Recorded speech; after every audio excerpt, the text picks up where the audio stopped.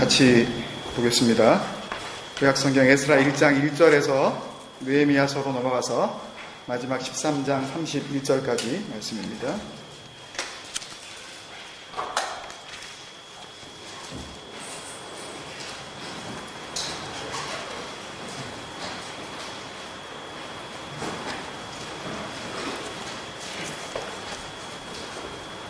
본문을 우리가 다 읽었기 때문에 에스라 1장 1절에서부터 4절 그리고 느헤미야서 13장 28절에서부터 31절 두 부분만 우리 같이 찾아서 읽으시도록 하겠습니다. 에스라 1장 1절에서부터 4절 말씀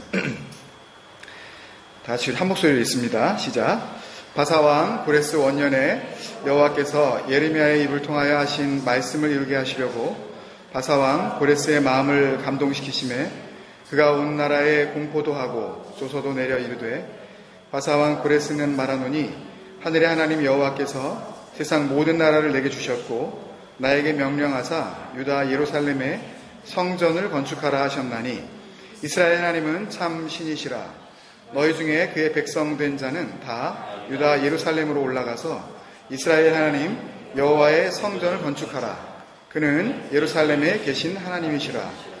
그 남아있는 백성이 어느 곳에 머물러 살든지 그곳 사람들이 마땅히 은과 금과 그 밖의 물건과 짐승으로 도와주고 그 외에도 예루살렘에 세울 하나님의 성전을 위하여 예물을 기쁘게 드릴지니라 하였더라. 아멘.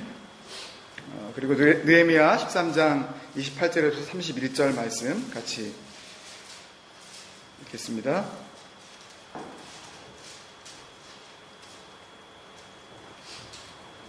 시작.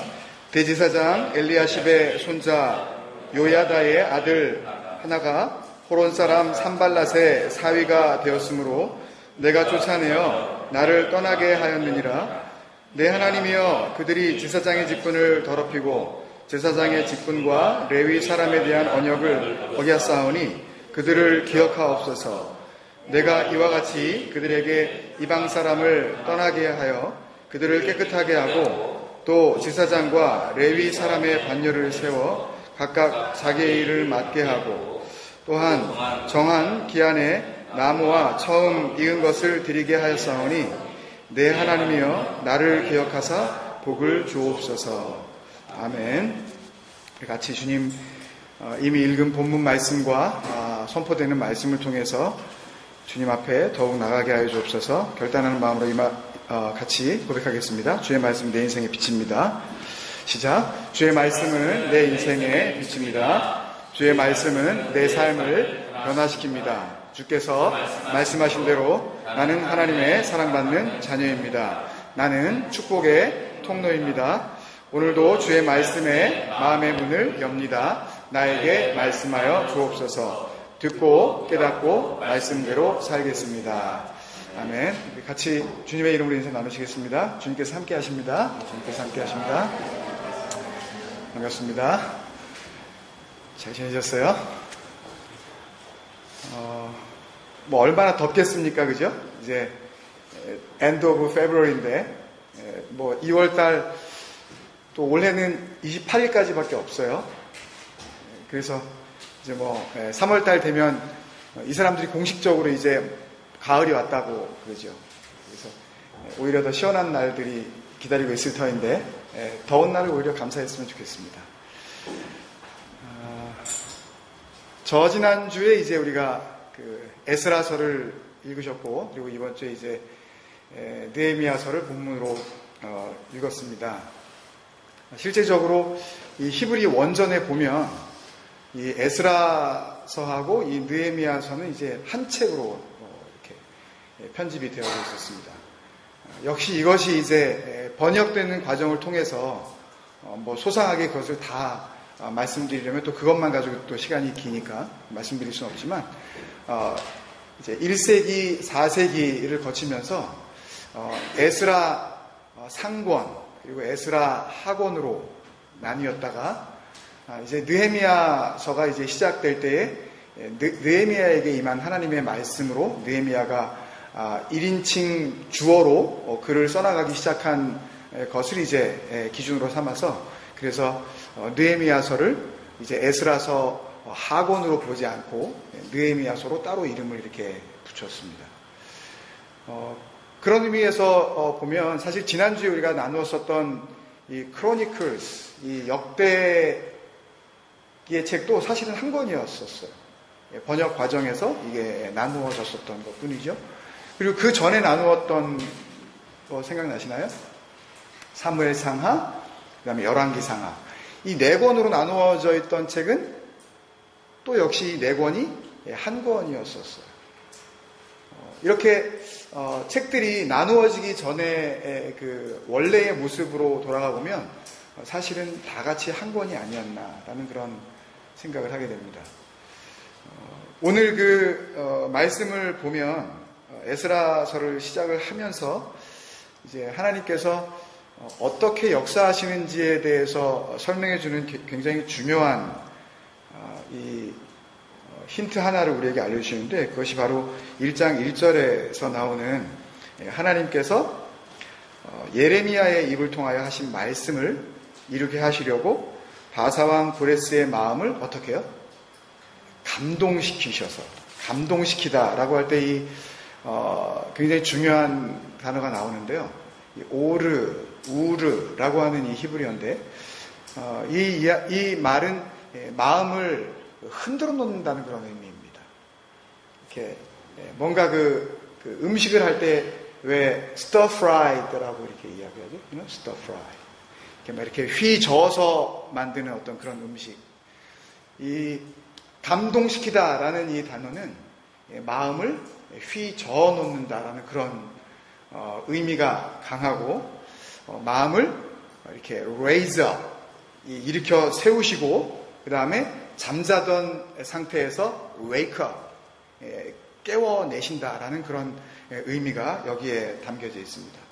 또 이것을 의미상으로 번역을 한 내용을 보면 to open his eyes 이렇게 되어 있어요. 그래서 그의 눈을 열어주셔서 라고 이렇게 이야기를 하고 있습니다. 그렇게 보면 지난주에 우리가 나누었었던 이 역대기의 이야기의 중심 테마가 하나님의 얼굴을 바라보는 진정한 소망, 이것을 우리가 뭐라 그랬죠? 한 단어로 비전.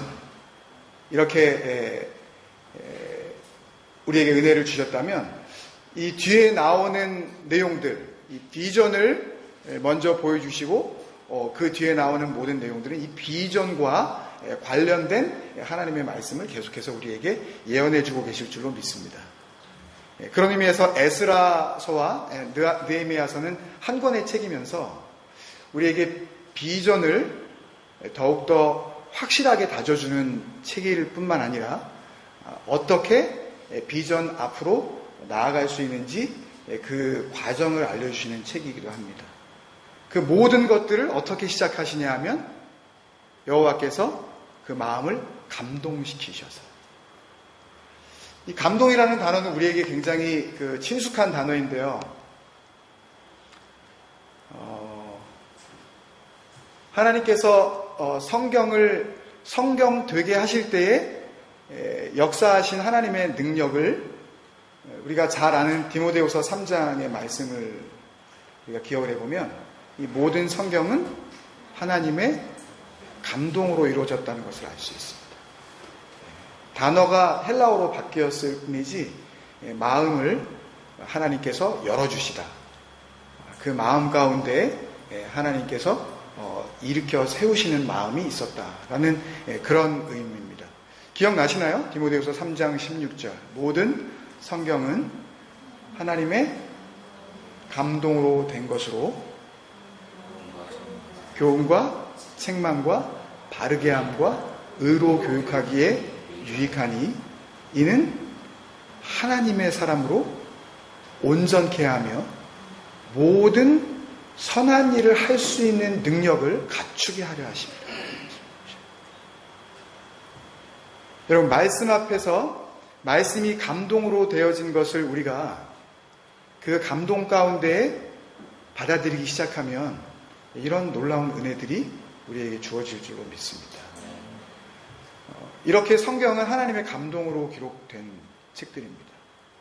그래서 에스라서와 느헤미야서만 원북이 아니라 사실은 성경 전체가 다 A북이에요. 하나로 통일되어 있는 유나이티드 된 책이라는 이야기죠. 우리 사이트에 들어가서 늘 보시죠. 한 달여 전에 김명석 집사님이 이제 예쁘게 전면을 바꿔주셨는데, 나를 살아나게 하소서에서 뭐로 바뀌었잖아요. 그죠? 에덴에서 반모까지. 그리고 그 밑에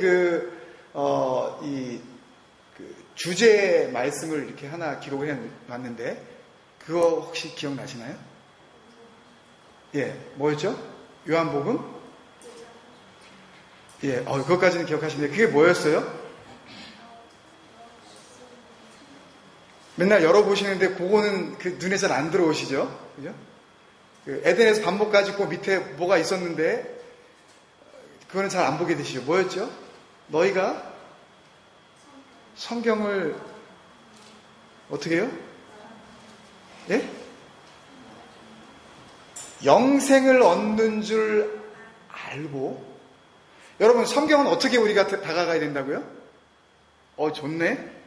마음이 좀 위로가 되는데? 컴포트 되는데? 나이스 워드. 이러려고 우리에게 연구 대상으로 주신 것이 아니라, 이렇게 말씀 앞에 자꾸만 나아가는 이유는 한 가지. 성경을 연구하는 이유는 영생을 얻는 줄 알고 성경을 연구하거니와. 근데 이 성경은 어떻게 해요? 다 하나다 라는 말씀을 하셨는데, 뭐라고 말씀하셨어요? 이 성경은 나에 대해서 준 거예요.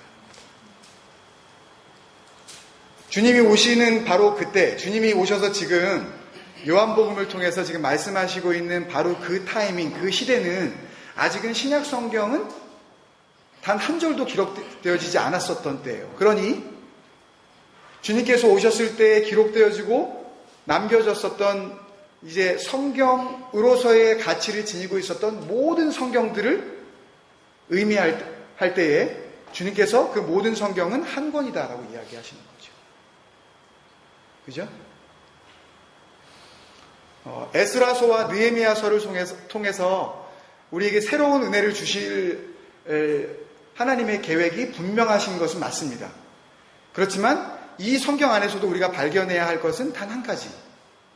하나님께서 예수 그리스도를 통해서 하나님의 계획들을 어떻게 이루어 나가시려고 하는지 그 마음을 우리가 알아내는 것이 가장 소중한 줄로 믿습니다. 내용을 살펴보면 사실 여러분들이 읽으셨다시피 또 굉장히 재미없는 내용들이 또 나왔어요. 뭐가 많이 나오죠? 예, 한번 잠깐 그 뒤에 그 구조를 잠깐 알려주시면, 한 권의 책이라는 것이 이제 분명한 여러 가지 이유가 있는데요. 에스라 1장은 하나님의 말씀으로 시작이 되어집니다. 그렇죠? 1장 1절에 여호와께서 예레미야의 입을 통하여 하신 뭐를? 말씀을 이루게 하시려고. 그죠? 하나님의 명령이 떨어지긴 떨어지는데 이 바사왕 고레스의 마음을 움직이셔서 하나님의 계획을 이루시려고 지금 하나님께서 역사하고 계시지만 그 역사하시는 그 모든 일들의 기준이 어디가 되는 거예요? 말씀이 되고 있는 거예요. 하나님께서도 그 말씀 안에서 역사하시는 하나님으로 자기 자신을 제한하고 계신다. 말씀 밖에서 역사하지 않으셔요. 그렇게 말씀으로 시작한 것이 에스라서 1장의 내용입니다. 그리고 나서 두 번째 구조는 나머지의 많은 내용들을 포함을 하고 있는데요. 에스라서 2장부터 느헤미야서 7장까지 이렇게 쭉 전개가 되어지고 있습니다. 그리고 나서 느헤미야 8장에서 갑자기 다시 누가 나타나요? 에스라가 또 다시 나타나요. 에스라가 나타나서 뭘 합니까? 하나님의 율법책을 들고 나무로 만든 강대상을 처음으로 예비를 한 상태에서 하나님의 말씀을 백성들에게 낭독하기 시작합니다. 그리고 주위에서 돕는 사람들이, 그 뜻을 알고 있는 레위인들이 백성들의 중간중간에서 해석해주면서 알려주고 있어요. 뭘로 끝나요? 하나님의 말씀으로 또 마무리가 되어지고 있습니다. 그 중간에 이 하나님의 집이 건축이 되어지는 과정을 잠시 설명을 드리면요. 아까 말씀드린 대로 이 명단이 나오면 일단 우리는 참 발음하기도 어렵고 도대체 뭐 때문에 이렇게 긴 이름들을 나열을 했어야 되는지 와닿지를 않는 그런 그 내용들인데요. 첫 번째 나오는 명단은 포로 귀환자들의 명단이 나오면서 에스라 2장 전체를 채워주고 있습니다. 그리고 나서 하나님의 집이 건축이 되어지는데 세 가지로 크게 나누어서 우리가 생각을 할 수가 있습니다. 첫 번째는 하나님의 집이라고 불리우는 당시에 성전이 다시 완성되어지고 있어요. 몇 번째 성전이에요? 한번 지었잖아요. 누가? 솔로몬이 지었잖아요. 솔로몬이 지은 것을 그 다음에 바벨론, 아수르가 다 침략하면서 싹 허물어버리지 않았습니까? 터만 남아있었어요. 완전히 황폐한 상태였죠. 그러니 다시 지금 성전이 건축이 되어진다면 이 성전은 몇 번째? 예? 두 번째. 이 성전을 그 당시에 처음 총독으로 부임한 다윗의 한 자손이었었던 그 사람의 이름을 따서 무슨 성전이라고 부르는 거예요? 수룹바벨 성전이라고 부르는 거죠. 제2성전입니다. 성전이 건축이 되어지기 시작해요. 성전이 막 건축이 되어지는데 중간에 우리가 한 장면을 볼 수가 있죠. 한쪽에서는 성전의 지대가 펀더멘털이 놓여지고 기초가 막 이제 올라가는데 한쪽에서는 웁니다. 기억나셔요, 여러분? 너무 오래돼가지고. 그리고 한쪽에서는 좋아서 막 고함을 쳐요. 그런데 우는 사람들의 이유를 에스라서 3장에서 뭐라 그랬냐 하면 기억나시나요? 그 처음 성전을 봤었기 때문에. 처음 성전을 봤었기 때문에 두 번째 성전을 보면서 울었다. 통곡을 했다. 왜일까요? 단순히 기뻐서 처음 성전을 본 사람은 두 번째 성전을 보면서 너무나 가슴 가운데 실망감이 찾아들어요. 이거를 하나님이 거하실 집이라고 지금 털을 닦은 것이냐 하면서 가슴 아파서 지금 소리내어서 우는 겁니다. 한 땅을 보면서, 성전이 지어지는 한 털을 보면서 한쪽에서는 울고 한쪽에서는 웃고, 본 자와 보지 못한 자의 차이가 이렇게 크게 갈리고 있는 그 성전이 어찌되었든 간에 다시 세워지고 있습니다. 성전이 지어졌어요. 완성이 됐습니다. 우여곡절도 있었죠. 방해도 있었습니다. 우리에게 많은 영적인 의미를 줍니다. 하나님의 거룩한 성전을 건축하려고 하는데 아니 어떻게 방해가 있을 수 있어? 라고 생각할 수 있는 우리들에게 말씀을 통해서 주시는 특별한 은혜가 있다고 생각을 합니다. 그리고 나서 거룩한 자손들을 새로이 합니다. 에스라가 특별히 이방 여인들과 결혼을 했었던 모든 가정들에게 뭘 명령해요? 이혼하라. 이 내용은 나중에 느헤미야서가 마치는 그 상황에서 또 한 번 나타나지 않습니까? 또 이혼하라. 이럴 필요까지 있을까? 그냥 결혼만 한 상태도 아니에요. 뭐까지 생겼어요? 자녀까지 생겼어요. 그런데 그 여인과 함께 그 자녀도 다 버리라 그러셨어요. 이렇게까지 할 수 있을까?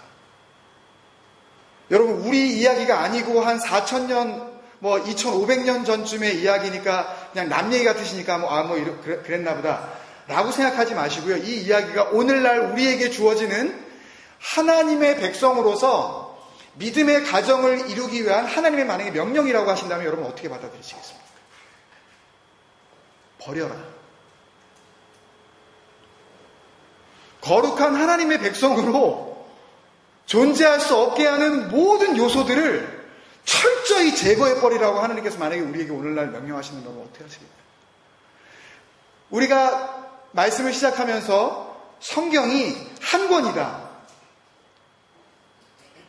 성경의 비전과 목표가 하나다. One vision, one reason, one purpose. 이거에 대해서 우리가 정말 동의를 했다면, 그렇다면 이 에스라서와 느헤미야서에서 가정을 파괴해라 하는 말씀이 왜 단순히 남 얘기일 수만 있겠냐는 말씀입니다. 그렇게 거룩한 가정, 하나님께서 구별하여 세우시고자 하는 그 순수한 믿음의 가정들은 아픔을 통해서 탄생하고 있습니다. 그리고 나서 성전도 완성이 됐고 거룩한 백성으로 존재하려는 최선의 노력도 다 이루어졌지만 아직 뭐가 허물어져 있는 상태였어요? 예루살렘이라는 이 거룩한 도성을 보호하는 이 벽이 아직도 허물어져 있는 상태였었습니다. 그래서 느헤미야가 다시 3차 이 바벨론에 있었던 바사의 포로로 잡혀있는 사람들을 4만여 명을 이끌고 돌아와서 52 days, 엄청난 규모인데요. 사진으로 나중에 보면 52일 만에 모든 이 성벽들을 다시 중수하는, 고쳐서 세우는 그런 작업을 완료를 하게 됩니다. 그리고 나서 거룩한 도시가 이제 온전하게 세워지는 장면이 이 하나님의 집 재건을 통해서 이제 끝이 나게 됩니다. 그리고 나서 에스라 2장에서 나왔었던 명단과 사실 거의 틀림이 없는, 거의 비슷한 그런 내용의 명단이 한 번 또 나와요. 여러분, 뭔가 한 번 나왔고 그 다음에 한 번 더 나왔다면 실수로 나왔겠습니까, 여러분? 이유는 한 가지예요. 뭐겠습니까? 한 번 또 나온 이유는 강조하기.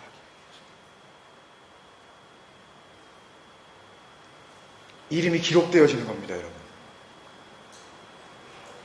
하나님께서 하나님의 영으로 사람들이 마음의 감동으로 임하셔서 하나님의 마음을 기록하게 하시고 그것을 기록으로 남기게 하신다면 우리가 오늘날 성령을 받고 예수 그리스도를 나의 구주로 어떻게 해요? 영접. 아멘이십니까, 여러분? 영접했다면 우리의 행적 하나하나는 하나님 앞에서 이런 식으로 이름 하나하나 기록되어지고 있지 않을까요, 여러분? 나는 아니겠습니까? 그들의 이름이 그렇게 기록되었듯이 저와 여러분의 이름도 기록되어지든지 아니면 기록되어지지 않던지 둘 중에 하나로 남겨질 것이 분명합니다. 명단이 기록되어진 이유는 그렇게 소중하고 가치로운 것입니다. 그리고 나서 하나님의 말씀이 선포되는 것으로 이 에스라서와 느헤미야서 한 권의 책이 끝을 맺고 있습니다. 성전의 건축이 이루어졌어요.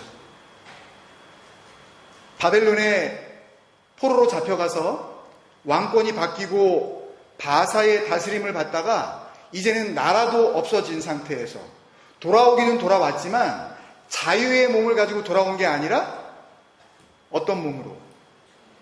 여전히 그 나라의 종된 몸으로 그 나라도 자기의 나라가 아닌 그 나라의 땅으로 식민지의 땅으로서 돌아와서 지금 하나님의 전을 건축을 한 겁니다. 소망이 생겼죠. 성전은 완공이 되었습니다. 믿음의 가정도 세워졌어요. 이 성전을 지키고 믿음의 가정을 보호해 줄 수 있는 튼튼한 예루살렘 도시의 성벽도 완료가 되어졌습니다. 그렇다면 이제부터 그들에게 기다리고 있는 것은 무엇밖에 없을까요? 하나님과 함께하는 희망 넘치는 삶밖에 없지 않았겠습니까, 여러분? 그런데 그 이후로 400년 동안 하나님께서는 말씀을 안 하십니다. 모든 것이 완성이 되었습니다. 성전도 준비가 되어졌어요. 교회를 주셨습니다. 믿음의 가정이 된 것 같았어요. 그리고 이것들을 다 보호할 수 있는 튼튼한 벽까지 다 도시 전체에 둘러쳐졌습니다. 그런데 하나님께서 말씀이 없으시네요. 이유가 뭘까요? 이런 눈에 보이는 것들로는, 이런 눈에 보이는 것들만 의지해서는 진정으로 너희가 나의 백성이 되어질 수 없고 나는 너희의 하나님이 되어질 수 없다라는 것을 하나님께서 침묵으로 말씀하시려는 거 아니었을까요? 그 침묵 후에 나타난 하나님의 계시가 뭡니까, 여러분? 예수님을 보내주셨어요. 성전을 건축하면서 이스라엘 백성들은 기뻐했습니다.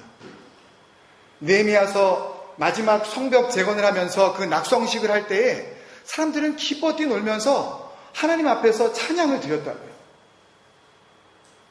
그렇게 완성이 되어져서 튼튼하게 자신들을 지켜줄 수 있었을 것 같았었던 그 성벽도, 그 성전도, 그 믿음의 가정도 다 허물어지기 시작했습니다.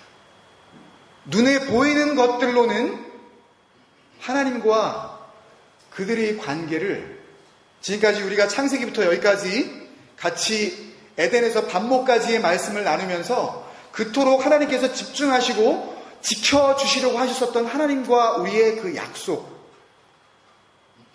그 임마누엘의 약속을 지킬 도리가 없었다고 해요. 이제 그렇게 지어져서 얼마든지 예배를 드리고 우리가 그 성전에 나아가서 기도할 때마다 하나님께서는 임하셔서 우리의 죄를 용서하시고 우리가 간구하는 것을 다 들어주실 거라고 생각했었던 제2성전, 그 수룹바벨 성전은 예수님 오시기 20년 전에 완전히 허물어집니다. 그리고 나서도 또 눈에 보이는 그 교회가 있어야 되겠기에 이스라엘 백성들은 힘을 모아서 다시 성전을 건축하기 시작합니다. 그리고 나서 건축하고 있었던 몇 번째 성전? 세 번째 성전. 그 성전이 지어지고 있는 상태에서 누가 오신 거예요? 예수님이 오셨습니다.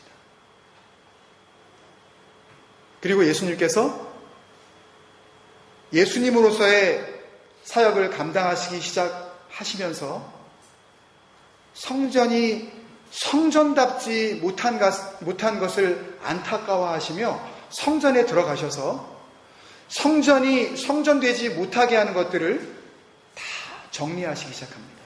그 사건이 어디에 기록되어져 있어요? 요한복음 2장에 기록되어져 있습니다.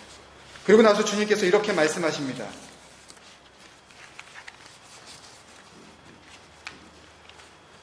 너희가 이 성전을 헐라.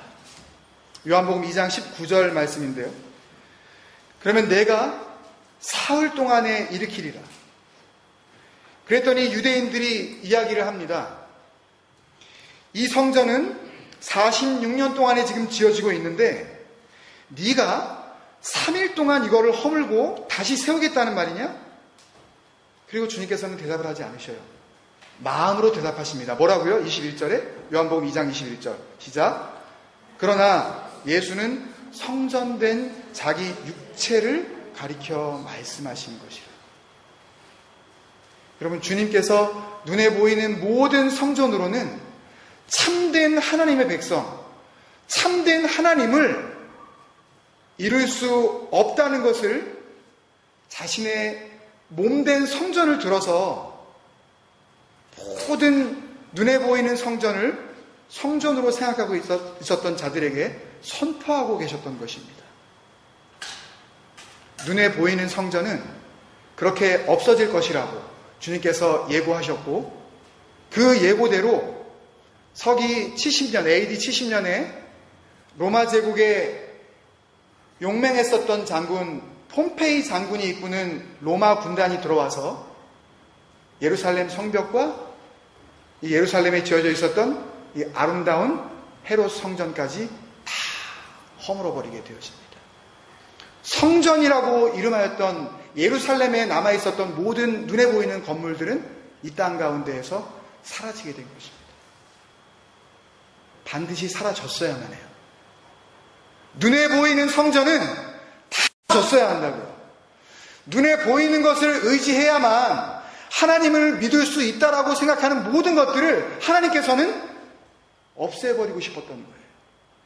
그러니 에스라서와 느헤미야서를 통해서 하나님께서 우리에게 정말 던지고 싶은 질문은 눈에 보이는 것들을 너희가 언제까지 의지하고 나와 너희의 이 소중한 관계를 이룰 수 있을 것이라고 생각하느냐. 그렇기 때문에 느헤미야서는 우리에게 하나님으로 말미암은 어떤 해답도 주지 않고 그냥 종결짓고 말아버립니다. 그것에 대한 해답을 우리는 고린도전서 3장 16절, 17절에서 찾을 수가 있습니다. 눈에 보였던 첫 번째 아름다운 솔로몬 성전도 사라졌습니다. 식민지 통치를 받으면서 자기 힘이 아닌 이방 나라의 왕의 힘을 빌려서 지어졌었던 하나님의 영으로 감동시켜 짓게 하셨던 제2성전 수르바벨 성전도 땅에서 사라졌습니다. 그 성전을 의지하면서 하나님과 얼마든지 함께할 수 있을 것이라고 생각했었던 그 백성들이 그 성전도 무너지자 또 눈에 보이는 성전을 지었었던 그 헤롯 성전, 그 위용을 자랑했기에 사람들이 그 성전을 보면서 심지어는 예수님의 제자들마저도 그 성전을 예수님께 보여드리며 주님 정말 대단한 성전이지요 라고 그렇게 이야기할 정도로 위용을 자랑했었던 웅장한 세 번째 성전도 이 땅 가운데서 사라졌습니다. 그리고 하나님께서는 이 땅에 정말 있어야 할 성전, 창세기부터 요한계시록, 에덴에서 반모까지 우리가 가야 하는 모든 길들 가운데 모든 책들이 다른 책이 아니라 한 권의 책이 이에 그 한 권의 책을 통해서 우리가 발견해야 할 한 가지 목표 지점, 예수 그리스도, 그 진정한 성전을 우리에게 주시려고 하는 것 아니었겠습니까, 여러분?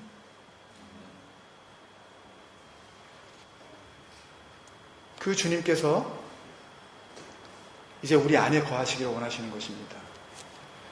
오늘 집사님께서 함께 찬양하게 해주신 그 찬양 가운데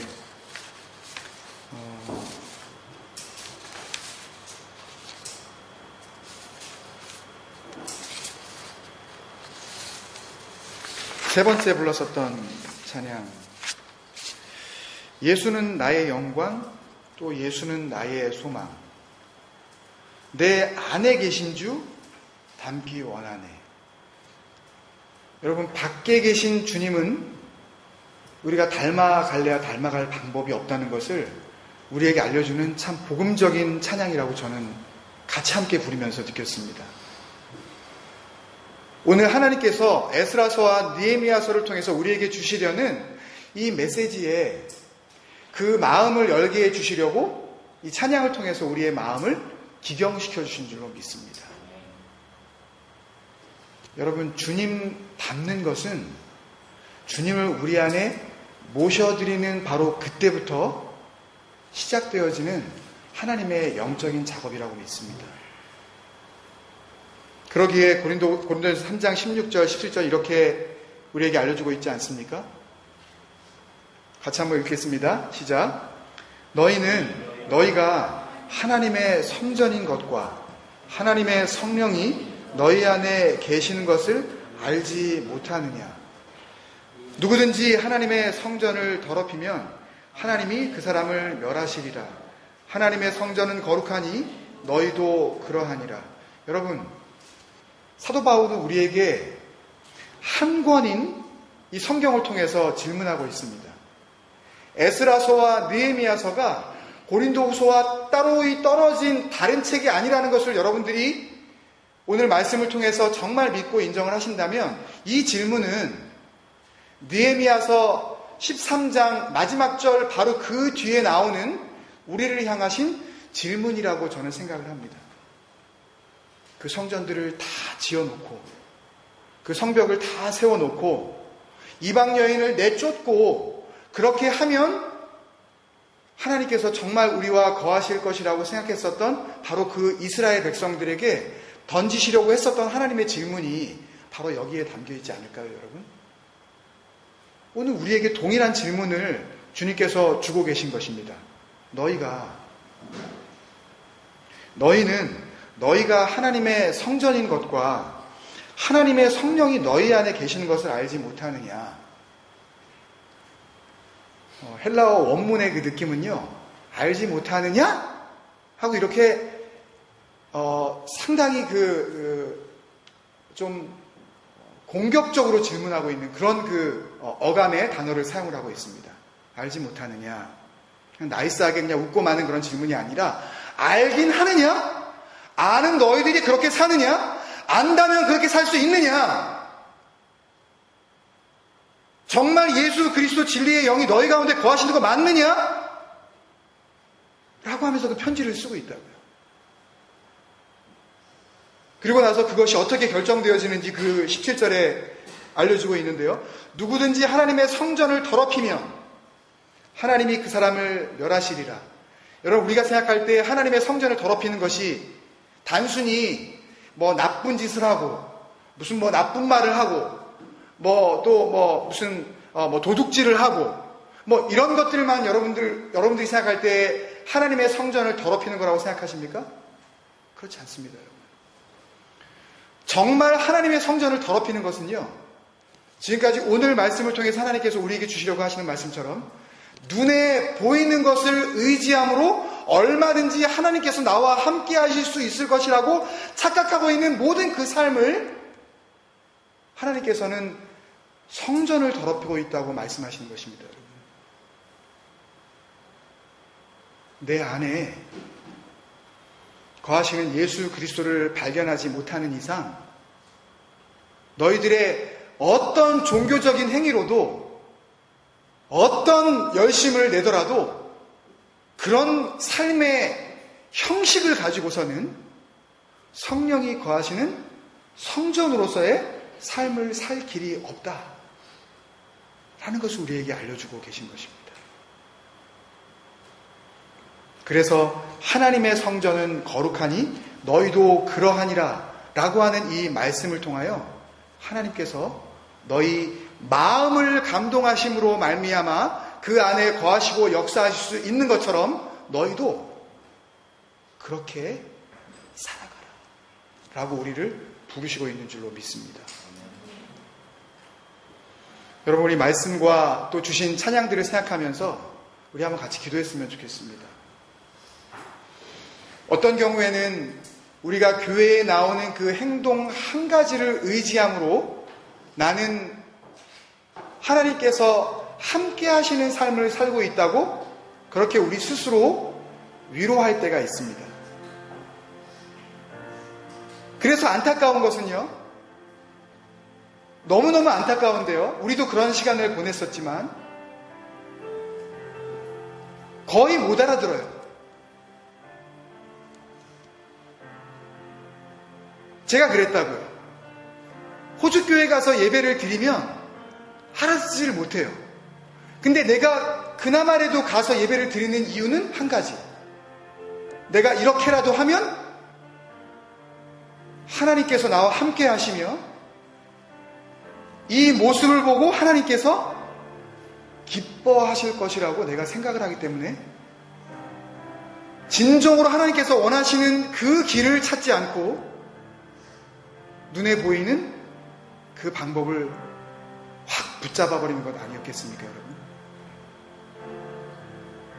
여러분, 그런 삶들을 우리가 책망할 것이 아니라 그분들을 안타까이 여기십시다. 그분들을 불쌍히 여기십시다, 여러분. 그리고 다른 한편으로는 참으로 보잘것없어 보이지만 이렇게라도 우리가 함께 모여 형식이 아닌 우리의 마음의 예배를 드릴 수 있도록 인도하신 하나님께 영광을 올려드립시다.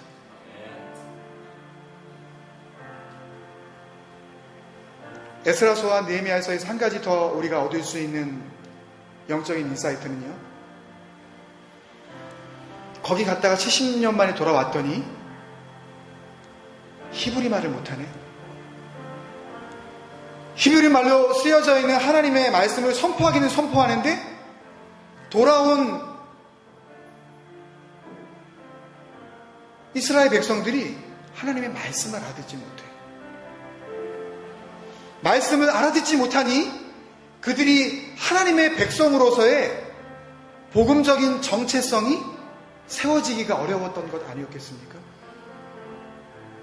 여러분, 이렇게 한국말로 제가 말씀을 전할 때 우리 어른들은 다 이해하시고 흡족해 하실 수 있습니다.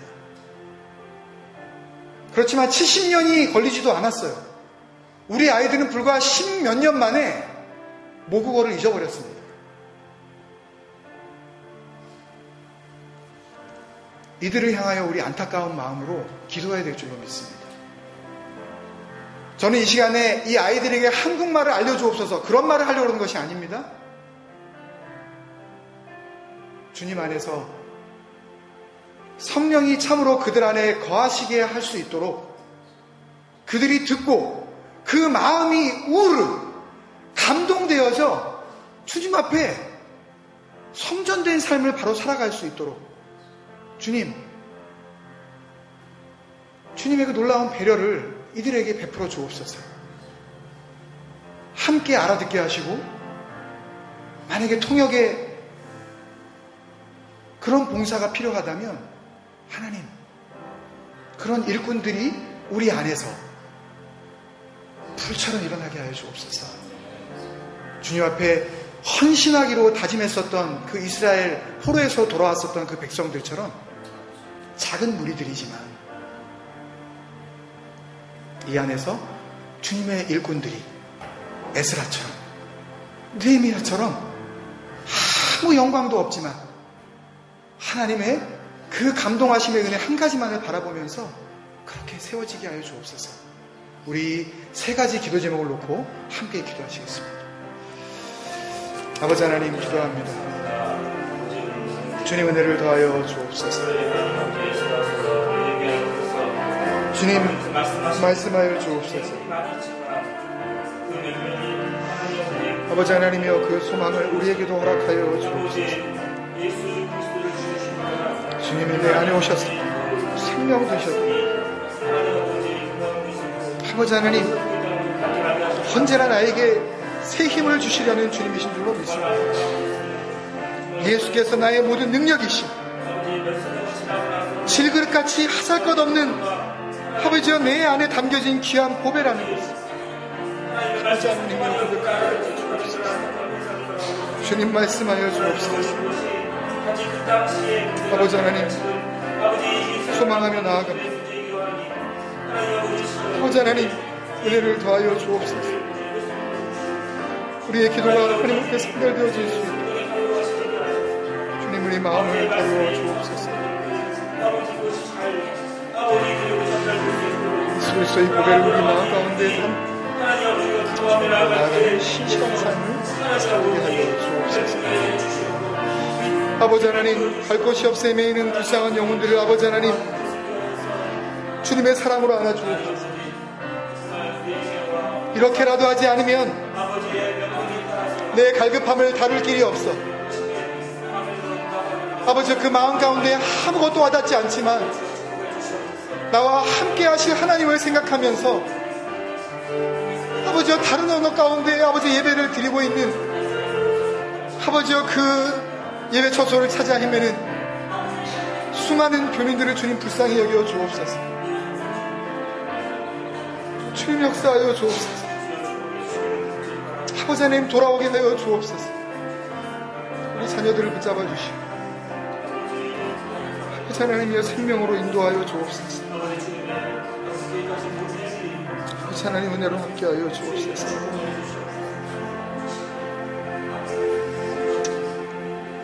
사랑하는 아버지, 은혜를 감사합니다.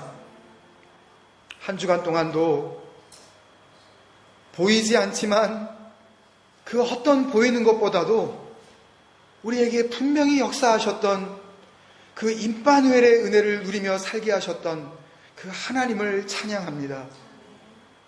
예배 가운데 또 말씀으로 역사하여 주셔서 우리가 또한 보이지 않는 소망, 그렇지만 이 소망이 우리의 영원한 소망이라는 것을 다시 한번 마음 가운데 새길 수 있도록 주님께서 인도하여 주셨사오니 감사를 드립니다. 그렇지만 간절히 중바없기는 아버지여, 이 가운데 성도라고 하지만 교회를 통하여서 상처를 받고 목회자를 통하여 마음 가운데 아픔이 있어 쉽게 알아들을 수 있는 우리의 그 언어로 드려지는 예배가 아닌 아버지 영어권 교회를 헤매이면서라도 하나님의 은혜를 갈구하는 자들을 위하여서 우리가 기도하지 아니할 수가 없습니다. 함께 믿음의 공동체로 불러주셔서 부모님을 따라 지체가 되었지만 여전히 그들이 익숙지 않은 모국어로 인하여서 어려움을 겪고 온전히 그 말씀 가운데 하나 되지 못하고 있는 우리의 귀한 자녀들을 또한 위하여서 중보합니다.